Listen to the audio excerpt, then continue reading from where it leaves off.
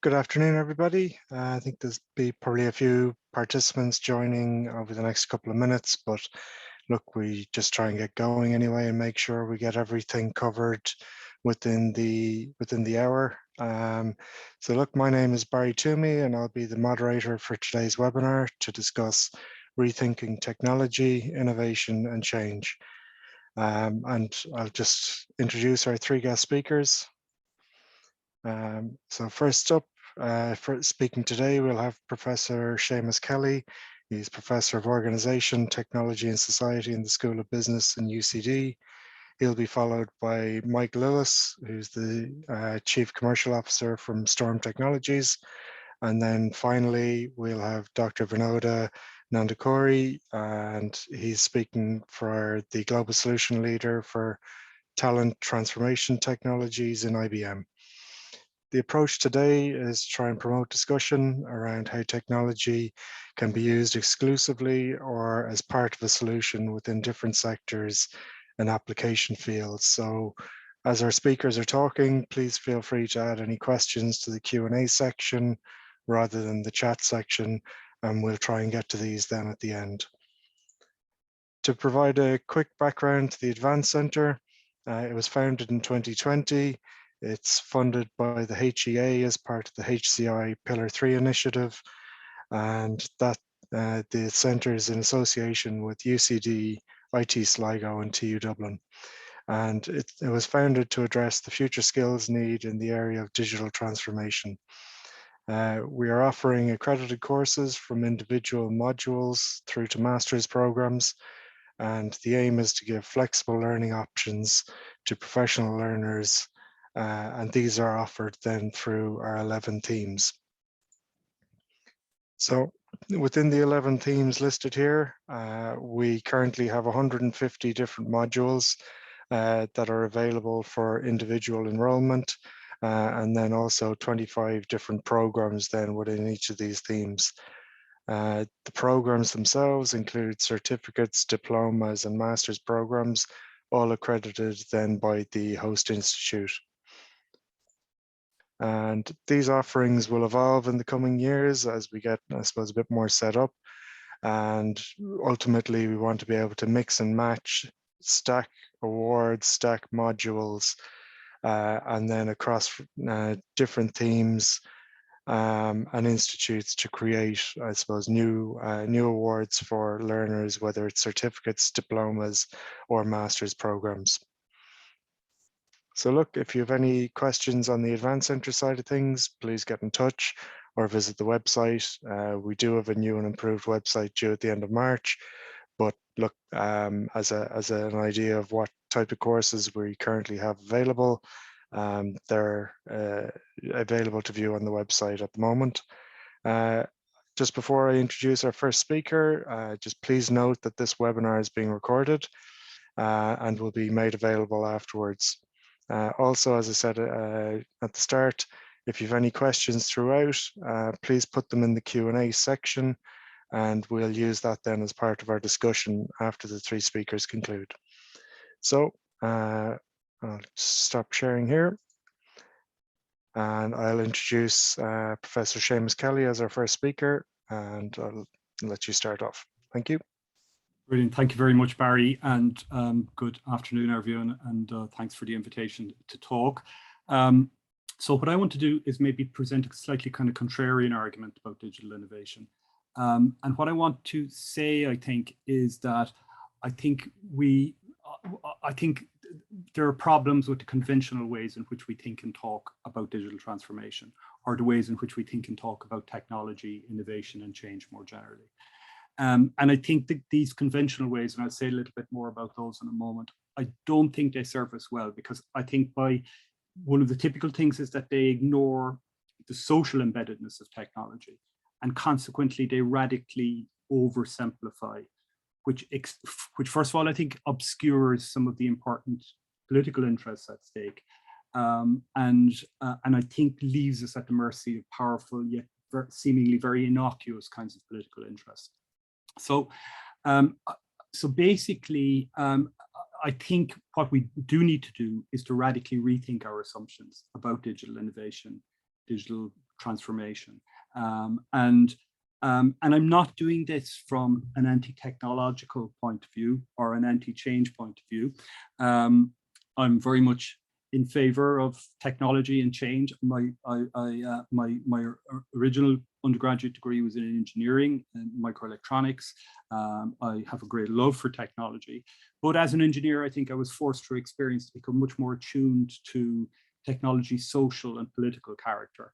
And I think in more recent years, I've become much more concerned with the question of whether we're actually making a better world with these digital technologies. You know, is it better for people, for organizations, for communities, for societies, for economies, and so on?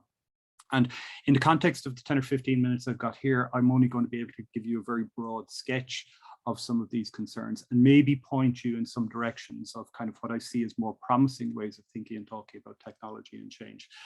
But so what I want to do then maybe is start by setting out the problem. And basically, I think the problem is that there's a kind of a magical thinking that obscures important features of the dynamics of the relationship between technology and change, and that this is dangerous. This kind of magical thinking is dangerous. So what do I mean by this magical thinking? Well, first of all, I don't think it's very controversial to say that innovation, the term innovation, and especially technology-enabled innovation, including digital transformation, I think gets a remarkably easy ride in our culture. I think there's a good argument to say that we have kind of fetishized innovation and technology. We've developed this kind of unhealthy obsession with digital technologies and their supposed transformational powers. And I think in the media and elsewhere, you find these overwhelmingly positive depictions of technology and innovation. And the kind of idea is, if we have problems, then the solution is technology. You know, that if there's problems with our technology, then the solutions is more technology. And more broadly, I think digital transformation, I think, is depicted as a very clear-cut, progressive, and inevitable process, which produces this kind of better, brighter, shinier world. Something that's very benign or politically neutral or maybe even progressive, but also something that's inevitable. You just got to get used to it. These kinds of changes are happening and there's nothing you can do about them. And maybe just to pick a few examples, I mean, one of the, I think the Tom Friedman book, The World is Flat, is a wonderful example of the kind of exuberance of a particular kind of technological thinking. You know, Friedman tells us that information communication technologies is creating this flatter world where everyone, no matter where they're from, can simply plug and play and compete on a kind of a level playing field. And this world is going to be better. There's a quotation that I often use from a book which many of you may have read, called The Second Machine Age by Bernofson and McAfee, where they claim that, you know, the transformations brought about by digital technology will be profoundly beneficial ones. We're heading into an era that just won't be different, it'll be better, because we'll be able to increase both the variety and volume of our consumption. Technology can bring us more choice and even freedom.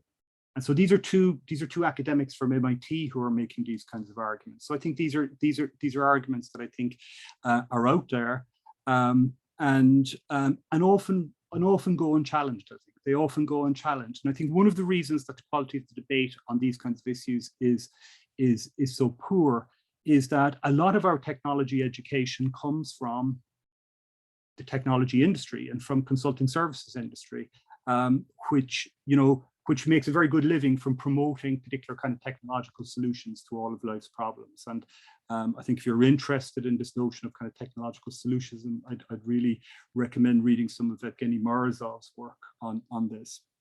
And I think there are people who do push back. I think business schools, of which I'm a member, are not guilt-free here either. I think in many respects, we find business schools as kind of cheerleaders for the kind of technological change that's for these kinds of narratives of technological change.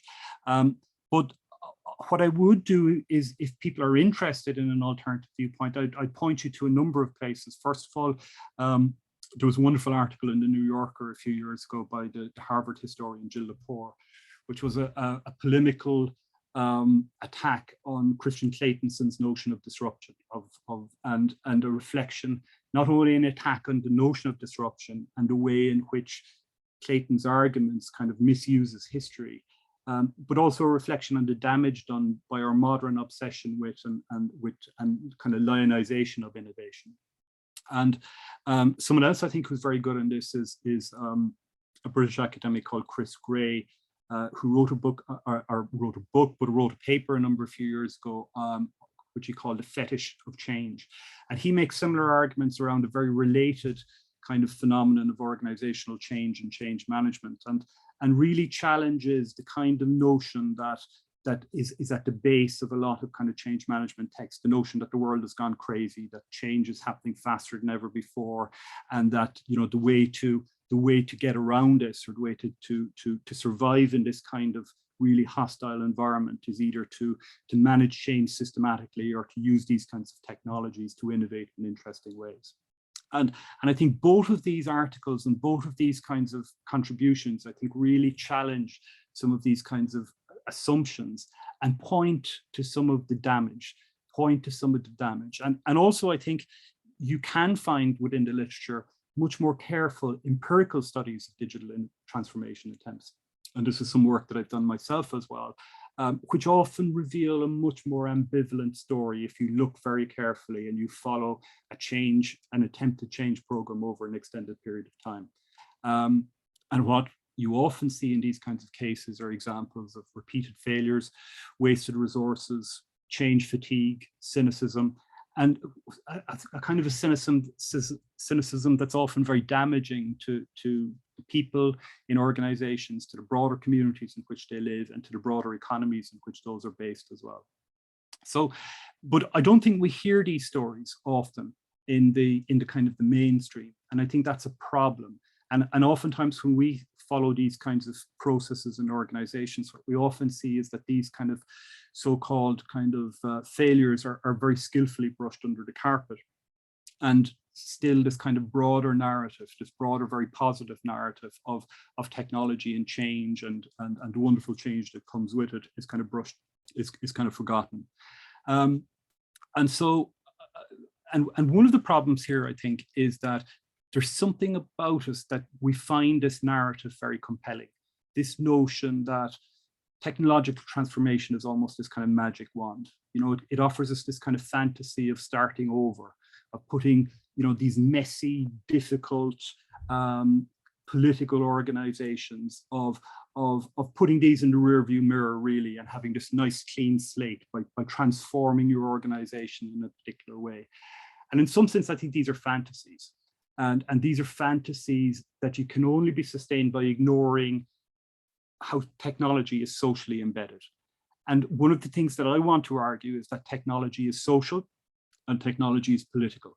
And I think it's a shame that I think that engineering programs, like the program that I did back in the day, ignore these kinds of points.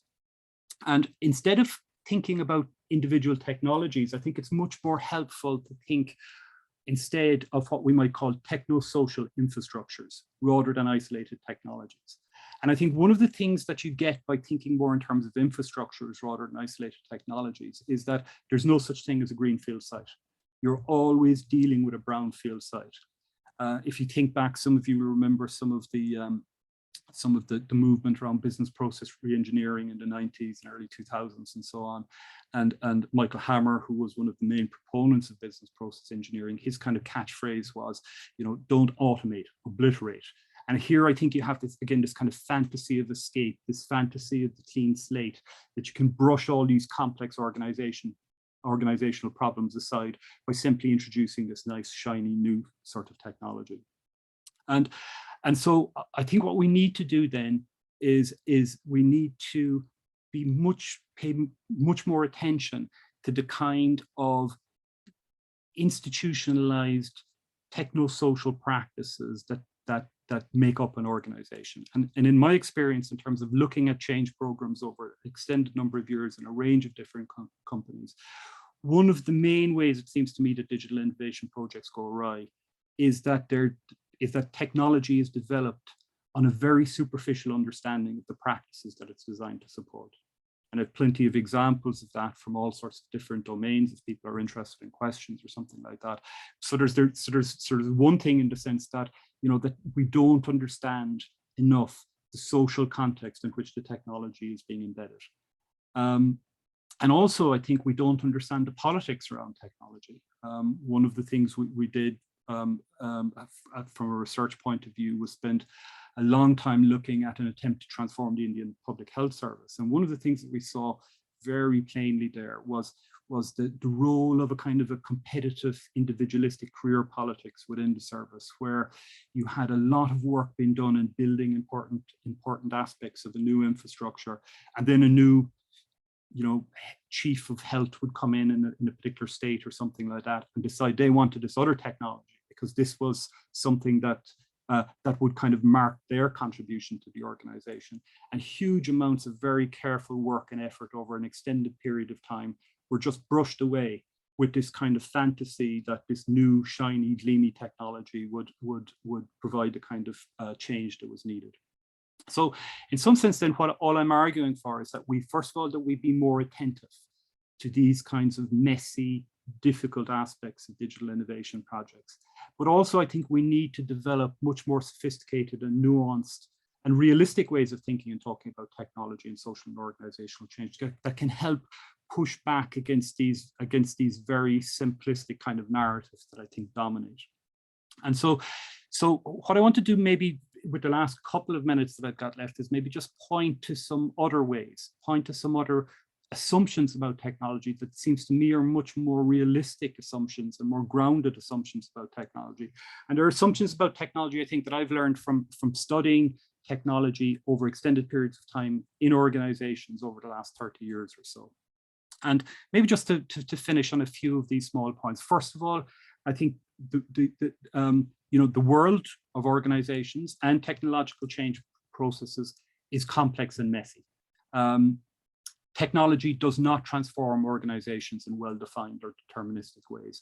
And it's not best conceived either as a tool that managers can use to engineer their organizations in specific ways.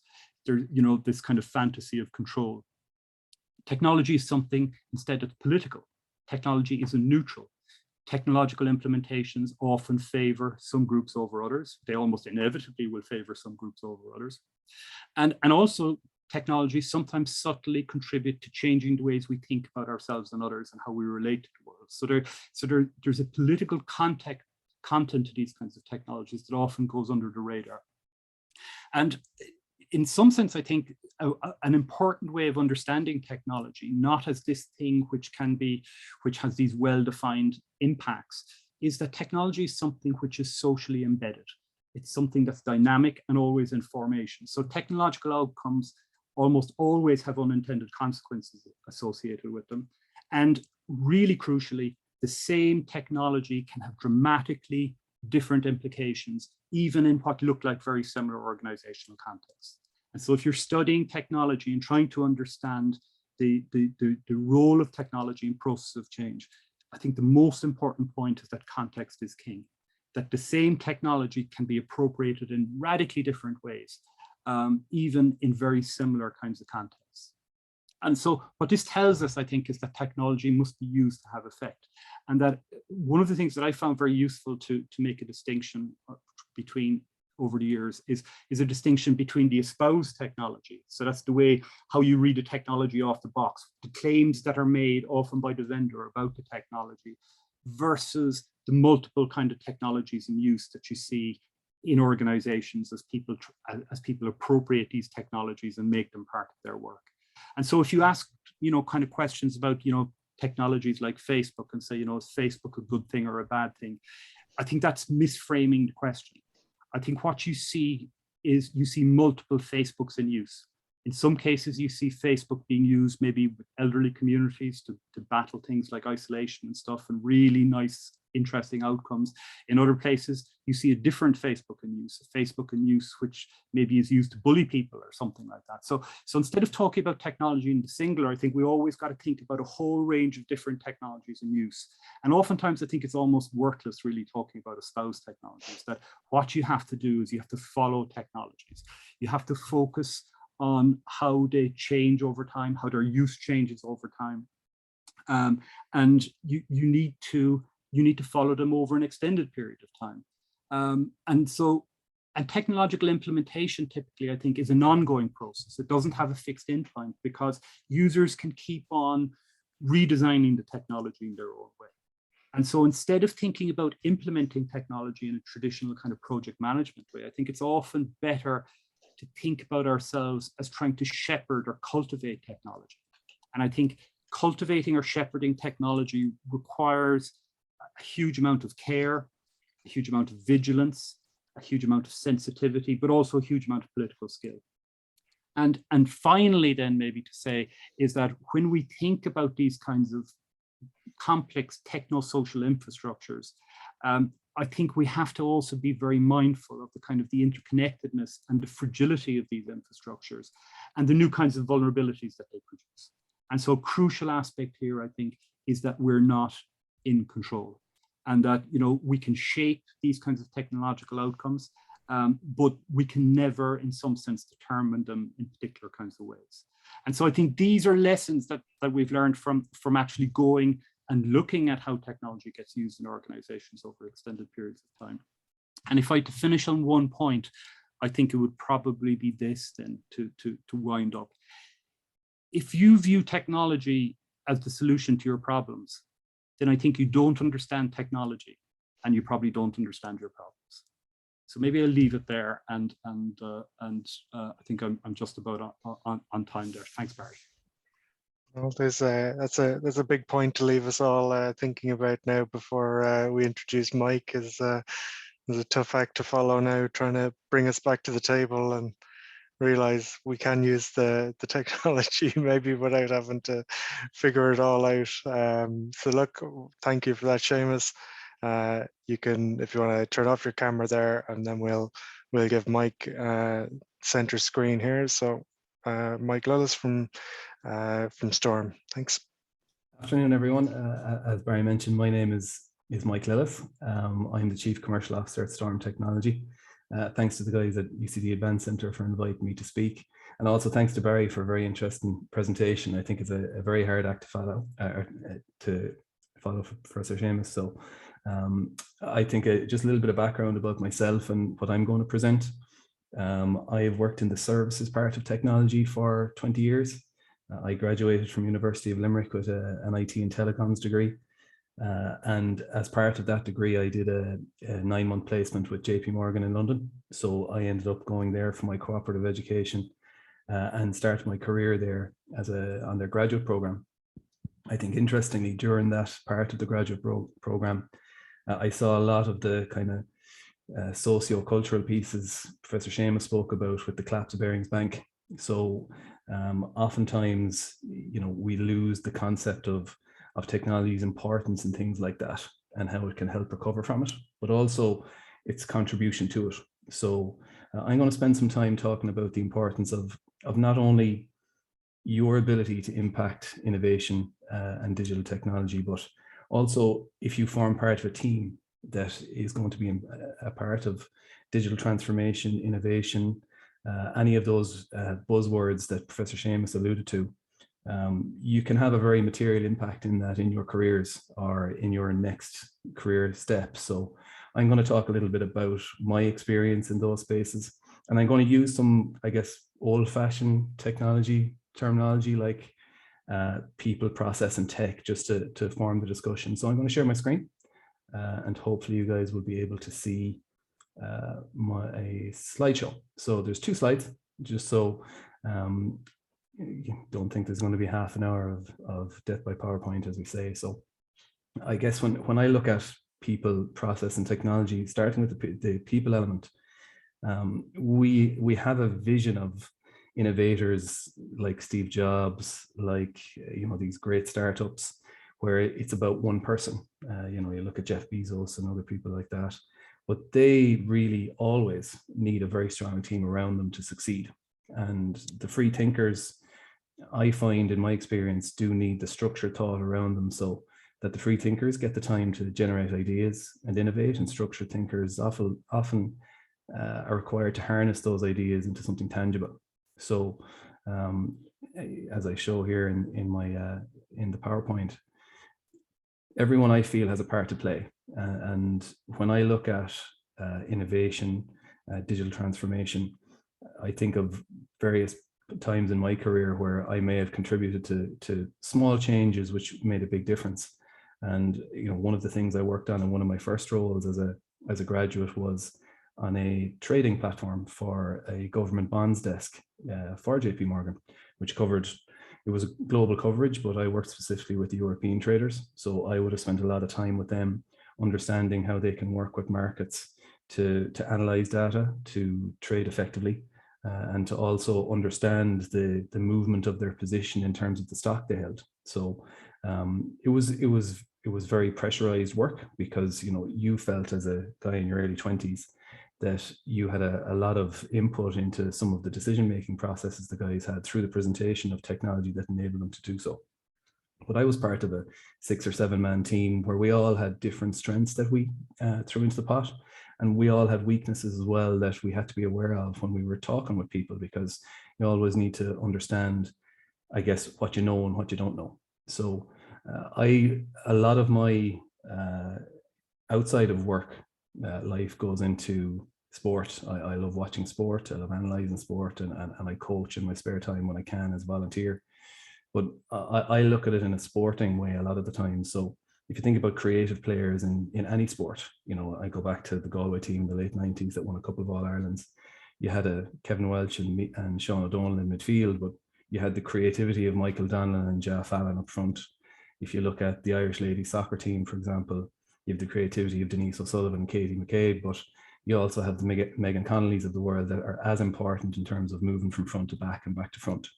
So what I'm trying to get at with this part of people is that, use your strengths to influence positively, and then use, which I'll come to towards the end, use technology to help influence that.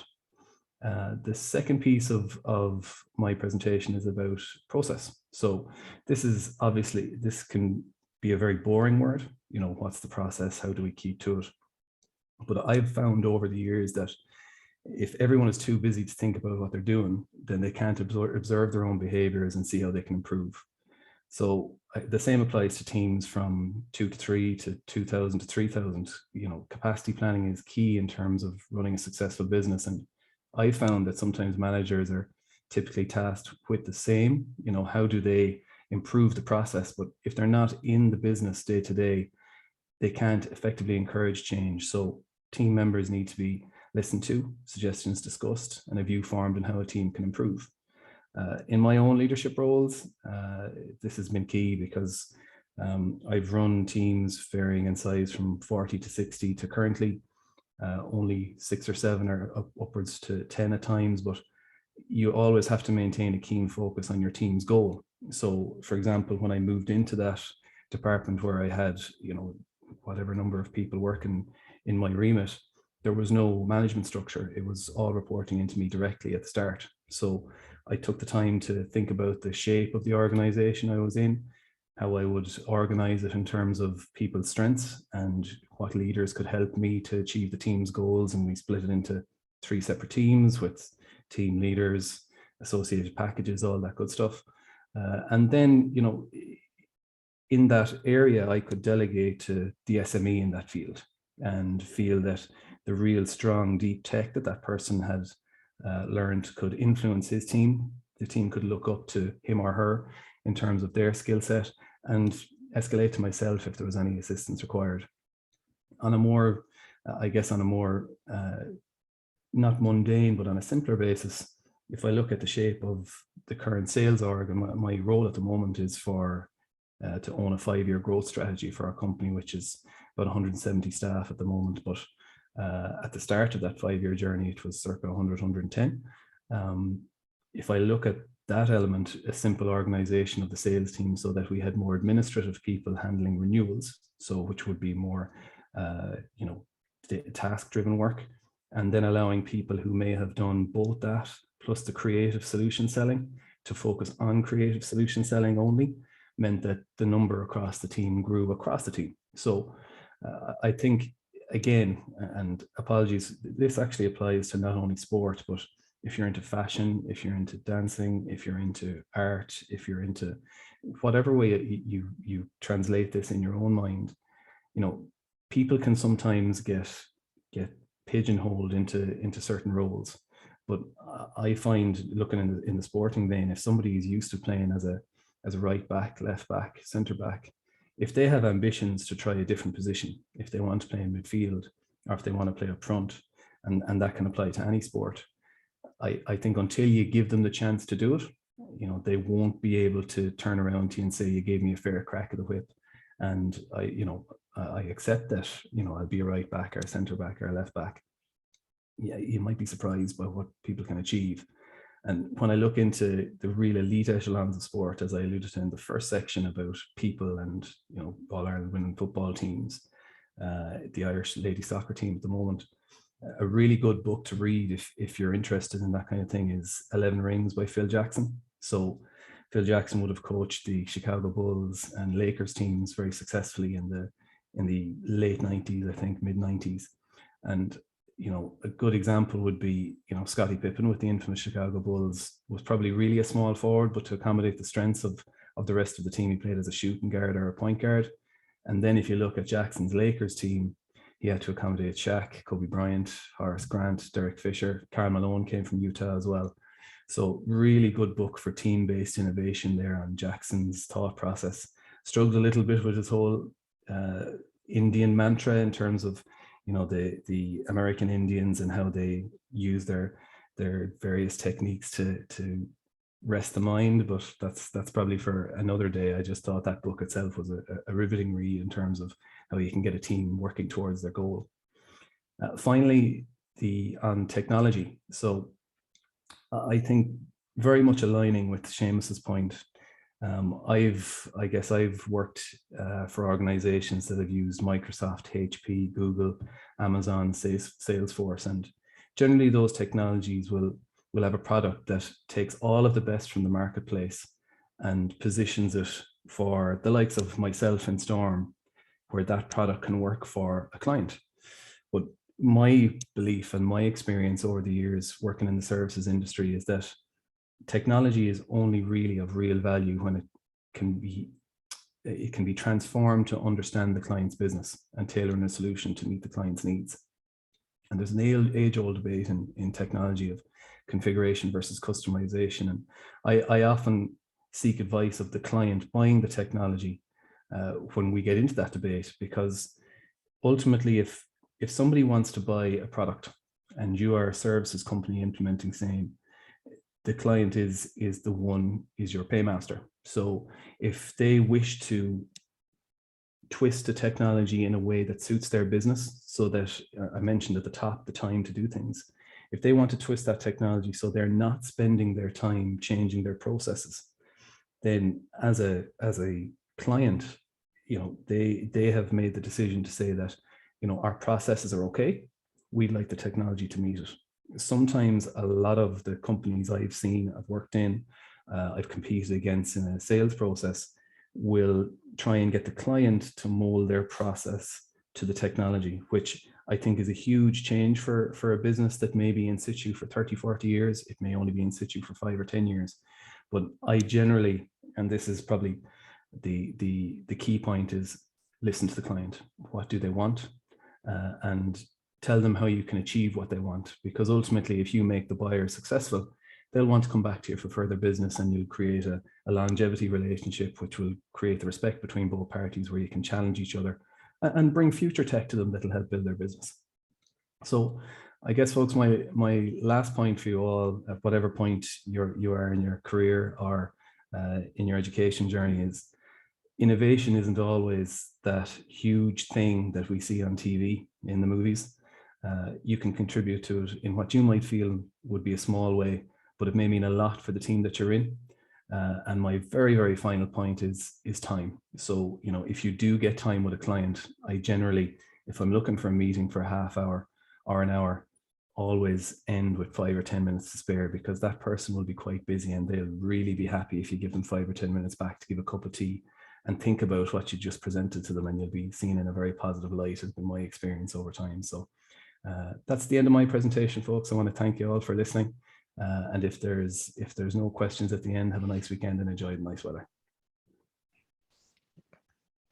Okay, well, look, thank you very much, Mike. I think that's very interesting points there you raised, and I think I certainly liked the point around how do you manage your free thinkers and I suppose accommodate them without, I suppose, completely bending them to the will of a new process.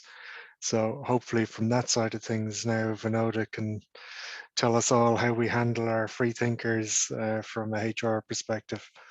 So thank you very much. Okay. Thank you. Thanks a lot for introduction. So I work for IBM. I manage the talent technologies solutions across the globe as a solution manager. And I intend to talk more about what Sean has mentioned, or what Mike is saying. So it's true that technology does not solve the problems on its own, but at the same time, technology enables us to handle the problems in a better way. That's what is something which we want to talk about. Like when I look at HR as a subject, I've been working in this space for last 20-25 years, and more in the technology space. So I have seen the changes which has been happening in these 25 years, how the technology has evolved, how the whole interaction between the employee and the organization has changed. And it has many reasons for the way it is, because the extent of globalization which has happened in the last, say that 20-25 years is unimaginable. Earlier it was to be all the people used to go to one location for the work, and now a company has at least minimum 25 to 30 countries where it operates from. Even in the smaller, mid-sized companies or small-sized companies also, they have multiple locations as this one. Even within the country, people are working in different locations. With the pandemic, you can imagine that people are working in different streets in a city itself. Okay, to that extent, we have changed as an organization. And as an HR, where the employees are concerned. So if you look at it when we talk about HR digital transformation, there are three layers we talk about. The layer one is basically that I would say that mid-90s and close to early 90s, where it is industrial in nature. In other words, it is more like how to automate the payroll, or how to automate the administrative process, and computers just evolved. So the most of the time the focus is on about automating the transactional processes, and how to simplify to some extent a lot of bulk processing, those aspects. That was what was HR 1.0. So when we talk about it here, I remember the days the people used to talk a lot about job evaluation, benchmarking across 5-6 companies, how this job is performed in company A to company B or globally, and try to achieve what best for the organization suits you, and what's the right compensation to pay for the based on job evaluation. All those things, there used to be Hayes methods and all those aspects. I used to work in those days, and the main and more about is employee satisfied, and the occasional surveys and all those things. That used to be the typical trend in those days I was talking about. Then this with internet, one of the main things which happened in HR technology is the self-service. Okay, and also the second thing which happened is that instead of doing work in each location, as a number of locations kept on adding, they walked towards the shared services as a concept. Okay, standardization of the processes, shared services, the business process transformations, all those things come into play, and the next level of evolution on the technology and how HR was changing.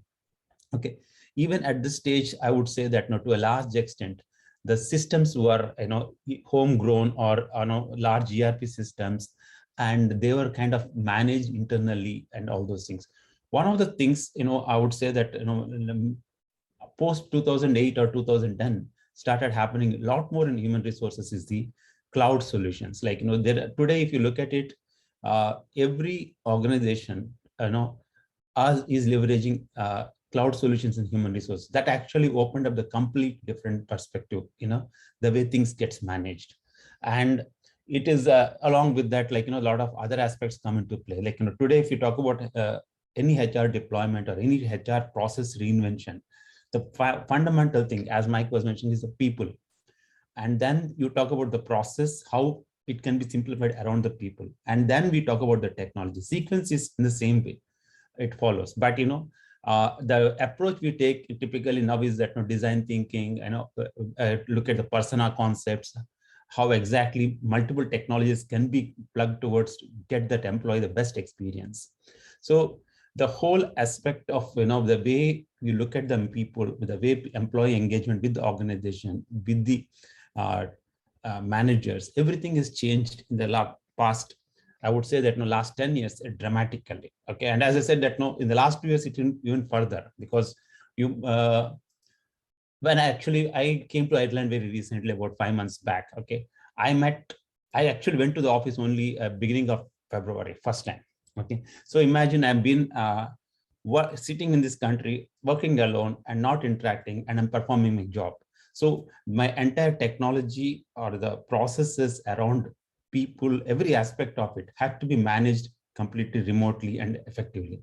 So these are the kind of new challenges which come up, and how the transformation, HR digital transformation process, which organizations do take up, helps us to do this kind of activity far better.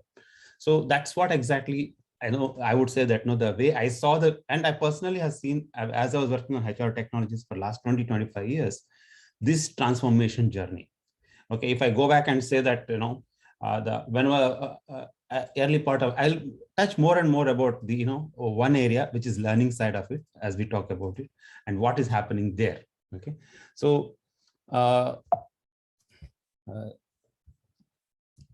so if you look at, for example, when we look at the way the focus areas organization look at it, they look at the focus areas like, one of the key areas, in fact, like in every organization, I had a consulting experience or anything, they talked about performance measurement. Okay, how do we measure it? How do you make it transparent? That is one of the key aspects they look at it. And second thing which I have seen is that the roles are becoming more and more unique and different, because the amount of data, the amount of information availability to make a decision is in order to make a compliance side of it or anything is dramatically changed in the last 20-25 years. So the kind of roles or the skills people are required perform is completely different compared to an earlier side. The second other aspect I would say that it is not tenure based payment, and it is more of pay for performance and transparency in how exactly the compensation part of it is managed by the organization. Organization has their own compensation philosophies, so that needs to be managed as we as transparently as possible to all the employees, to explain that why we are following a particular philosophy and how we are going to continue. In fact, like there is when I look at my organization internally, quite often the amount of communication is so much that unless we tell to the extent that unless you acquire new skills, your compensation will not change. To that extent, the communication goes to the people, and people understand it and they work towards it. Okay. Lastly, the most important thing where I probably will be spending more time in the next few slides is about how do we bring and build continuously new skills as we grow with the organization and as we move towards the next level of business requirements and business demands. Okay.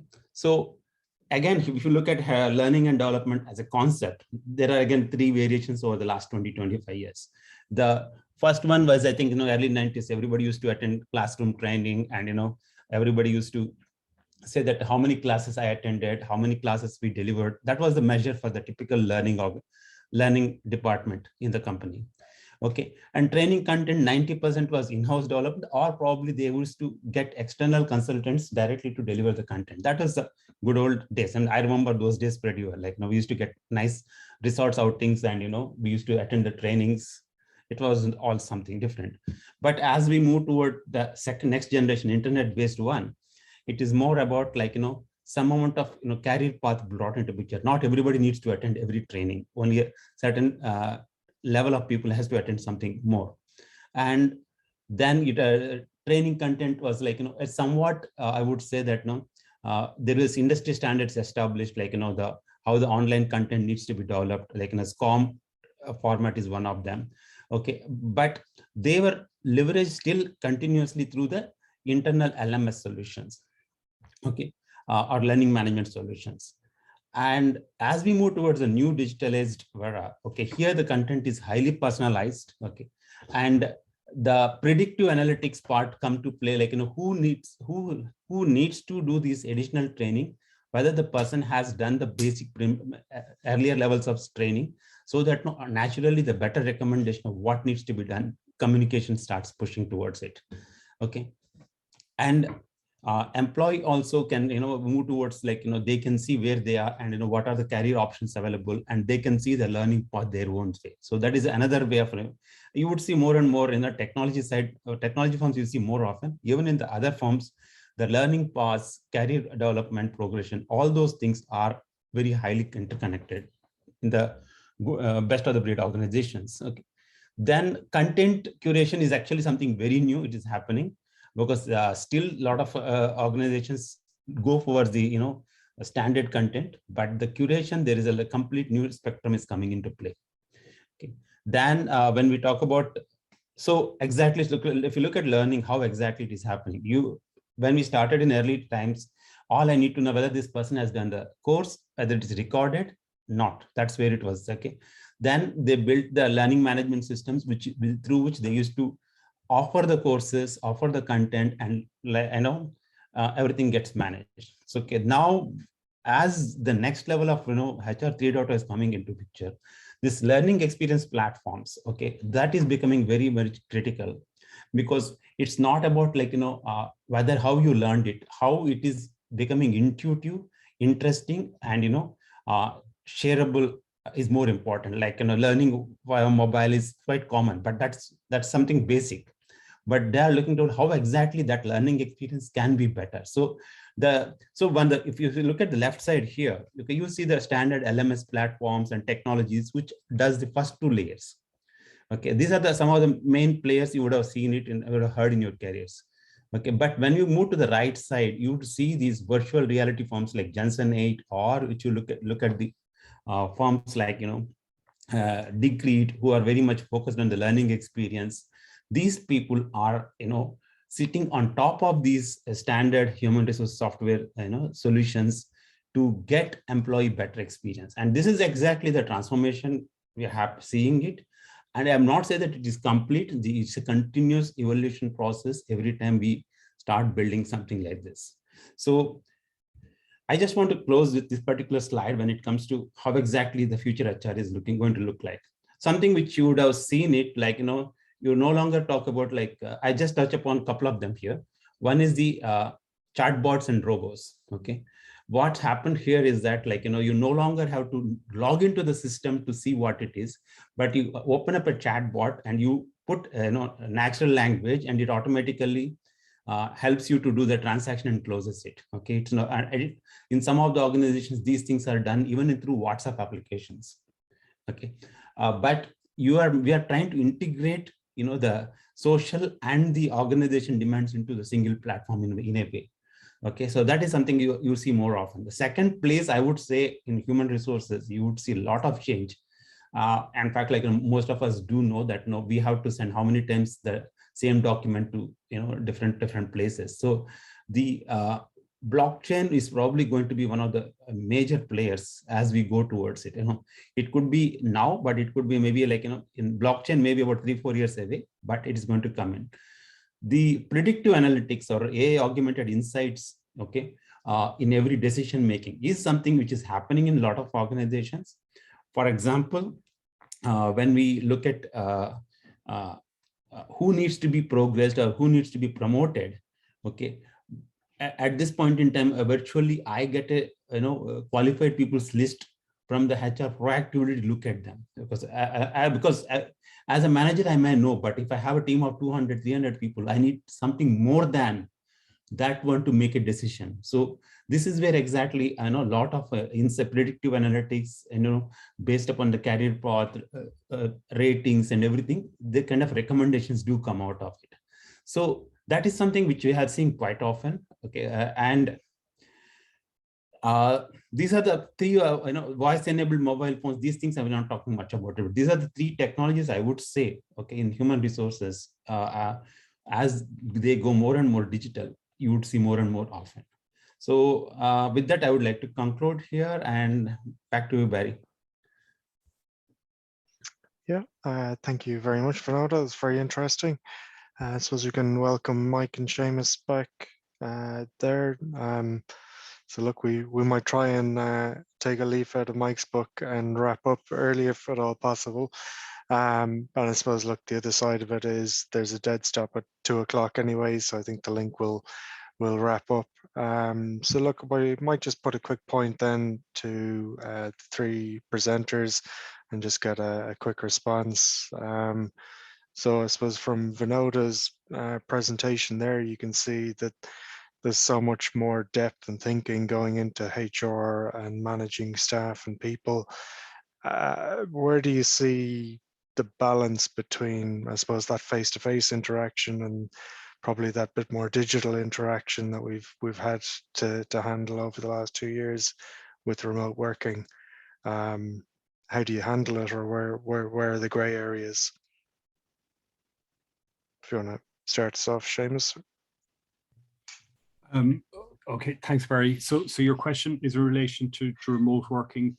Yeah, and just I suppose how to I suppose catch the grey bits before you end up maybe getting stuck in a process or leaning too much on the face-to-face. Yeah. So I mean, I think certainly I think a very good place to start is to learn more about people's experiences over the last 2 years, and certainly even just anecdotally from my own experience, I know people who've had great experiences in working remotely, and I know people who've really struggled. And I think one of the things that we have to be kind of mindful of, I think, is that organizations are built on relationships and the development of particular kinds of relationships, and sometimes those relationships demand particular kind of context to help them grow at particular times and so on. So I mean, there was a kind of a wave of optimism around some of these technologies that look that I think we have to be cautious about, that just which in some sense was kind of echoed in earlier eras as well. The notion that you have email so communication gets better, or that you have Zoom so communication gets better. It doesn't. There's a whole lot of other things that good communication depends on, partly relationships, shared experience, shared language, and that's kind of a context-specific language rather than a kind of a national language or anything like that. Trust. And so I think probably what's likely, my guess, is that you'll see scenarios where these will likely work very well, and scenarios where they don't work very well. And I think a lot of organizations probably have to try things and see, and get a feel for what kind of a mixture of these kinds of components might work well. So, and I think that'll differ from place to place. Yep. So I suppose from that side, Mike, probably to go in and maybe even with the optics of the coaching side of things, and how that's probably changing or evolving.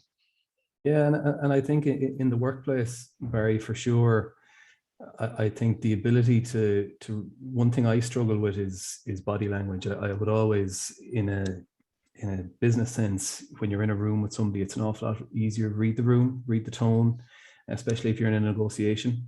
That becomes very, very direct if you're over video. Even the soft chat at the start of a meeting, people are kind of waiting for what's coming. If there's a meeting that's called about negotiation X, it tends to be all about that, versus if you're meeting them for coffee or you're meeting a neutral venue, it just becomes a little bit easier to talk on a flatter pitch. And I've seen that from a coaching perspective in work as well, with my own team, in terms of alluding to Professor Seamus's point. If your client relationship isn't close, when things become a little bit tough, it can be very hard to negotiate effectively on the back of that. But even from a sporting perspective, I think children I work with at the moment, which are anywhere between 8 and 12 years of age, I've seen a huge difference in them in the ability to come back to even an AstroTurf pitch for a kick around versus if you send them videos about stuff to work on at home during COVID. I think the social interaction that's required to grow as a kid and also as a person in the middle of their career is an awful lot easier when it's face to face. Technology will help, and I think it'll help bridge the gap, and it can be very, very useful. But I think, again, to some of the points shared earlier, I think it's really important that that face to face contact can be maintained too. Yep, and I suppose, look, maybe just about brings us to the end of it, but to follow that on, and there's a question here from one of the attendees, and we'll hand it over to Vinod, I suppose, who can maybe see how we maintain the human bit. Yeah, I'm take up that one. Okay. So the question, I mean, if everybody cannot read, I just read out the question for it. Some of the HR tech seems to remove human aspect from HR.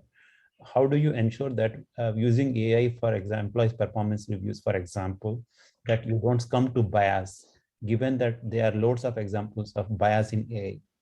So artificial intelligence or any technology per se is, at the end of the feeding to the technology is human inputs. Okay, so the way you at the end of it, what happens is that, like, suppose if you are doing a predictive analytics or anything, you are giving some patterns and then it is going to do it. So it is within our reach how we want to manage the process. Okay, so I would say that when, as I said, like, technology can be used in a constructive way, and if it is not used right, it can go the other way. But what I have seen is that the bias is at least, like, limited in this one than, you're dealing with 20 other people, getting their inputs and trying to sort it out. So I find it like, that some of these places, this is not a final decision making, but this is information for you to make a decision. Treat that way. Don't try to say that, no, I have to follow this. Very good. Well, look, it'll probably just shut off here now. So I'd just like to wrap up by saying thank you very much to the speakers. It was very informative. Hopefully a bit of food for thought going into the weekend. And thank you very much. We'll leave it there. Thank you.